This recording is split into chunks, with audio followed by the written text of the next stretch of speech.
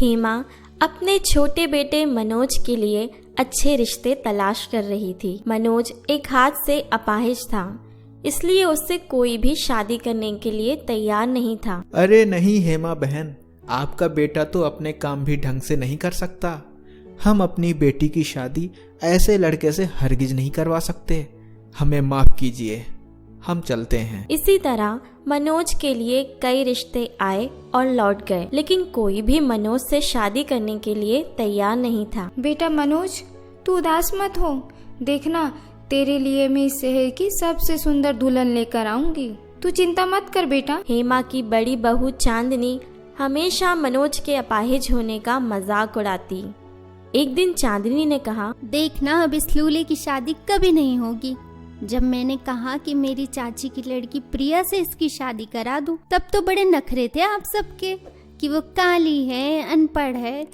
अब तो इसके लिए कोई लूली लंगड़ी लड़की ही हाँ कर दे, वही बहुत है।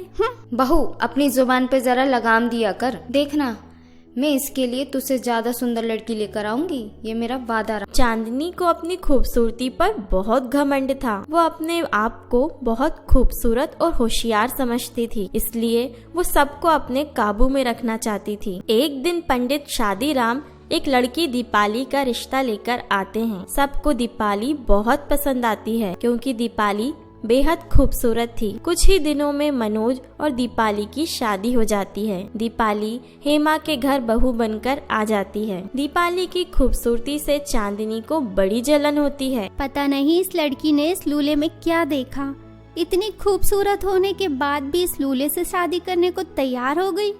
अब दीपाली ने पूरे घर की सारी जिम्मेदारी उठा ली थी। सबका बहुत अच्छे से ख्याल भी रखती थी, इसलिए सब दीपाली से बहुत खुश थे। थोड़ी देर के बाद हेमा देसी घी और हल्दी लेकर दीपाली के पास आती है। बहू दीपाली, ला मैं तेरे सर पर घी की मालिश कर देती हूँ। इससे तेरे बाल मुलायम और सुंदर हो जाएंगे। देख, तेरे बाल कितने रूखे हैं, जैसे कि नकली बाल लगाए हो। इधर आ जा बेटा, मैं तेरी मालिश कर देती हूँ।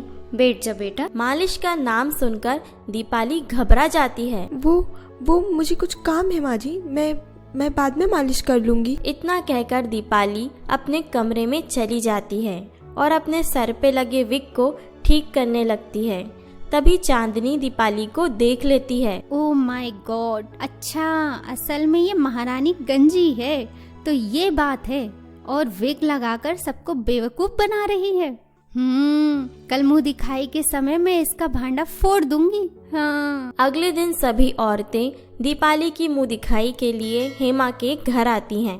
तब चांदनी अपनी चाल चलती है। अरे दीपाली, तू तो अभी तक तैयार नहीं हुई और ये साड़ी कैसी पहन रखी है?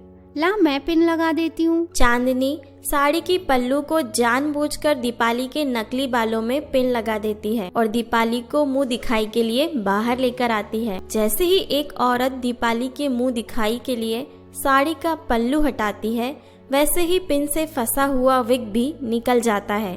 सभी औरतें हंसने लगती हैं। हाय दैया, ये तो टकली निकली, इसके तो बाल ही नहीं है। माँ बहन, तुमने तो कहा था कि तुम अपने बेटे के लिए हूर की परी ढूंढी है, लेकिन महारानी तो गंजी निकली। सभी औरतों ने हेमा और दीपाली का खूब मजाक बनाया और फिर वहाँ से चली गईं। अब हेमा दीपाली के बोले झूठ की वजह से उससे नफरत करने लगी थी। इतना बड़ा झूठ? तूने मेरी बेटी की जिंदगी बर्बाद कर दी।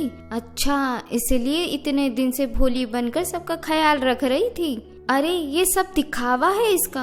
निकल जा तू मेरे घर से अभी। तभी वहाँ दीपाली का पति मनोज आता है और कहता है, रुको माँ, दीपाली ने तो मुझे सब कुछ शादी से पहले ही सच सच बता दिया था, लेकिन उसकी ईमानदारी को देखते हुए मैंने ही उसे सच छुपाने की कसम दी थी।